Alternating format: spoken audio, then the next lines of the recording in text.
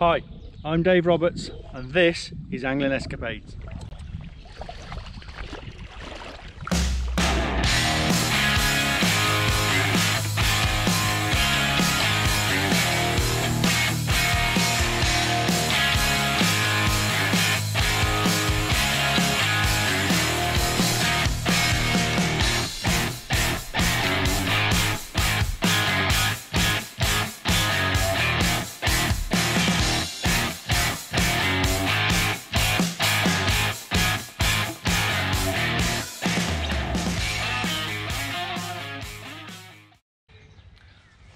Hi, welcome to Angling Escapades and welcome to the banks of the River Wye once again.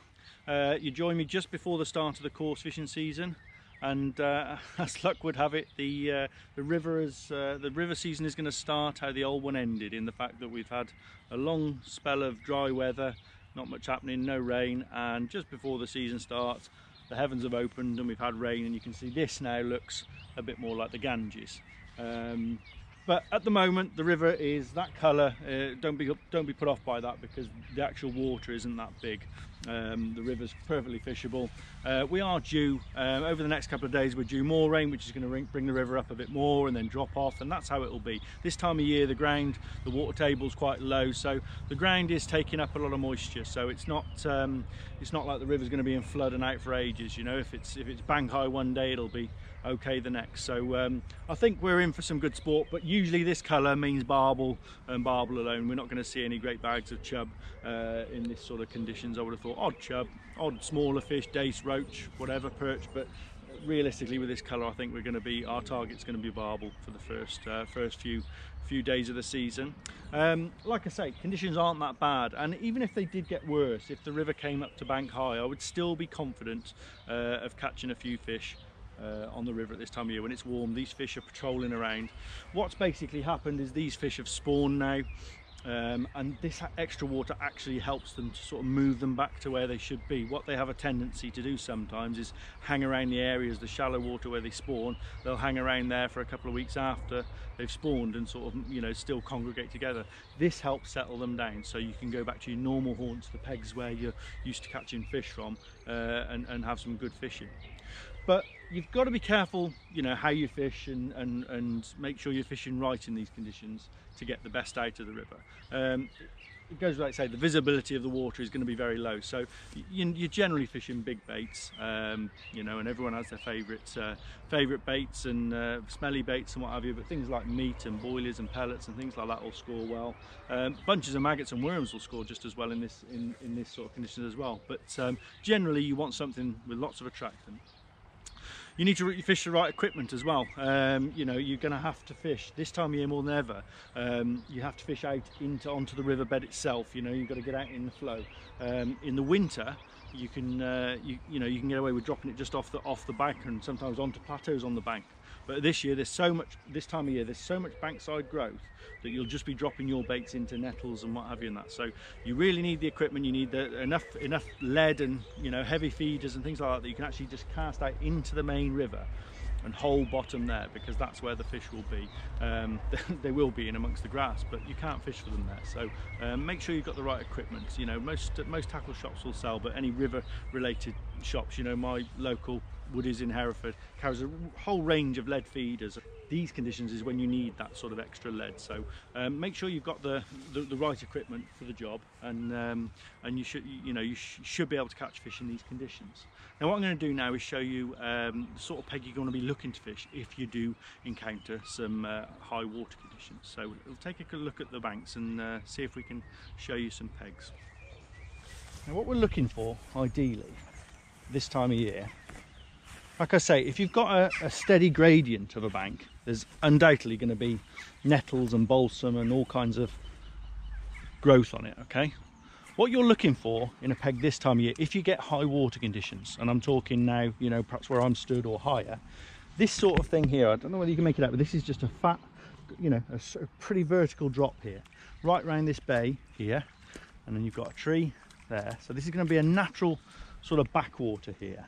But importantly, if it's really big or flowing, even if that backwater wasn't there, if I was dropping my feeder or whatever bait off the edge of there, I know it's only landing in this sort of short grass, and then you're onto gravel, mud and a bit of gravel, and then it's all gravel bottom. Okay, so look for these, you know, and this is where your sort of recce trips, you know, come in when you're, you know, in the close season, like we've been doing. We've been knocking pegs out, doing a bit of pre-bait and that sort of thing. You get to see these things, and this is what you're looking for. If you know you can drop your feeder off your rod end and drop it onto a solid base like this, in a lovely sort of backwater like this, then you're bound to get bites. In all fairness, that's that would be my first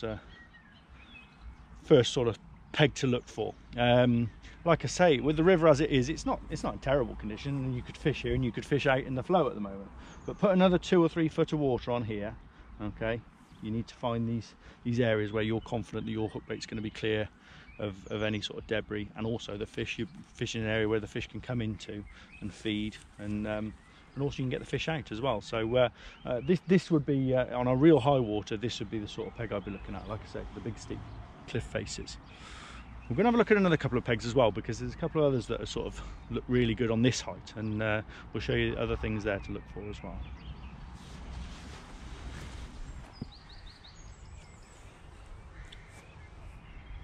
Okay, here we go then. So here's another peg to look at. Okay, so there we go. We've got a nice gentle slope down to the water's edge, so that's nothing too dangerous there.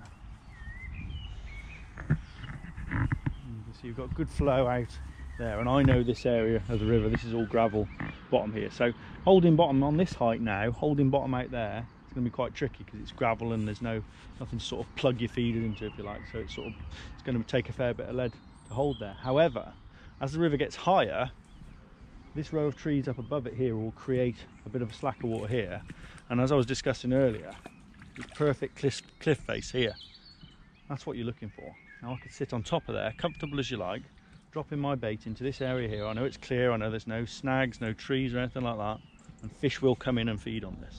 This would be really nice on higher water as well. So you know, I probably wouldn't fish it on today's conditions at this height, because it's sort of an in-between height. It's a little bit too high, and also a little bit too low for the fish to really sort of, you know, to hold the fish in one spot. But put another 3 foot on here and you're in business. Now, this is an interesting one, another little peg which I've just found. Now, this one here, I wouldn't necessarily, you probably wouldn't look at it normally, because where we would fish, you know, you'd normally be stood. If you look over here, okay, we've got this bush here in the water, and right behind this bush here, we've got a perfect slack, okay, going out to probably like 10-11 meters out there, and it's just a lovely slack, and then it's sort of, the flow picks up down, so it sort of comes back on itself. Proper natural backwater, really, which has been created by the higher water. Now, as this water gets higher, okay, as it is now, I'd fish this now on this height, but as it gets higher, it's just going to get better. This will just get just a slack, and the fish will just pull into here. Again, I know through experience that this is all gravel bottom down here. Okay, so at this time of year, barbel, chub, everything, they'll love muching around in here, and you've got that slack water behind that bush to really nail a bait. And to be honest, you'd probably get away. You could probably get away with fishing pole or something on here, something to do something different. The only thing is you've got this growth on the bank. Now all I need to do, as I showed you on the bank clearing exercises we did, just flatten a bit of that down, and I'd be able to get somewhere in here, close enough to the water to be able to fish and to land fish successfully. But that looks really nice. I really fancy a go on that one. And I say I don't think it would change much if you put another 4 or 5 foot of water on it, or another foot off. In all fairness, it just looks very nice, and with this colour, you know, you can get away with fishing on the shallow water. So that's a you know, a really nice looking peg. So that's sort of 3 pegs that I've seen within the space of about 100 yards. So if anything, when the river's up a bit, it gives you more options, more places to fish. So you can make these decisions on the day, get on the bank, have a walk along, and like we did when we were pre-baiting, there's nothing stopping you putting a bit of bait in, a few different pegs, and having a go in a few different ones. It doesn't, when the river's not perfect, it doesn't harm to be prepared to move and be a bit more mobile. So there you go. Lots to go at. Even with the river looking as coloured as it does, I still fancy some barbel at least to feed. So yeah, I think there'll be fish caught early on. So there we go then, there's a couple of swims that we'll give a try to in the new season. And I say the river's less than ideal, but there's no reason why we shouldn't catch fish. Keep your questions coming, keep subscribing, and all that remains really is for me to wish you a happy new season. I hope it's a great season for us all, hope we catch lots of fish, and I'll wish you tight lines and see you next time.